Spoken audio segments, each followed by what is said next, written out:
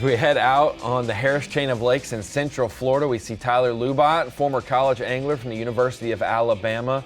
Got off to an earlier start today, and we've seen guys like Matt Messer catch a giant fish to start his day. Meanwhile, we've seen Tyler Lubbat catch a lot of mid-range fish that are good limit fillers so far. For a big one, pretty much. For me, oh, here's one.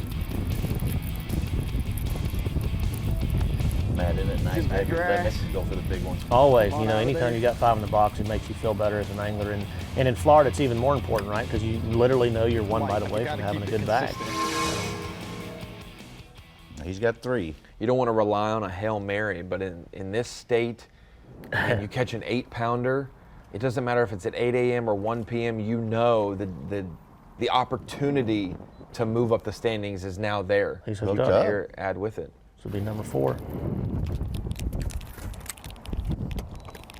Looks like he is on the south end of Lake Eustis. Fish ate it good too. He said the dirty, and it's a different kind of dirty in Florida, a lot of sediment in the water. It's not necessarily like orange or mud like other places in the country, just a weird dirtiness to it, a copper gets cloudy. kind of color. It gets cloudy. He said they wouldn't touch a worm. 140 guy. Not tannicky looking though, or is it? It still looks black and dark, but this looks more like root beer then. It starts to look a little more copper. It looks, which is not ideal, but he says it feels like it's been that way. It's been that way all week, so it had to have been that way from maybe a hurricane. And that's a big deal. It's like we mentioned earlier, if it's had time to settle and the fish have had time to adjust, the fish don't completely vacate that area necessarily, they just have to adjust to conditions.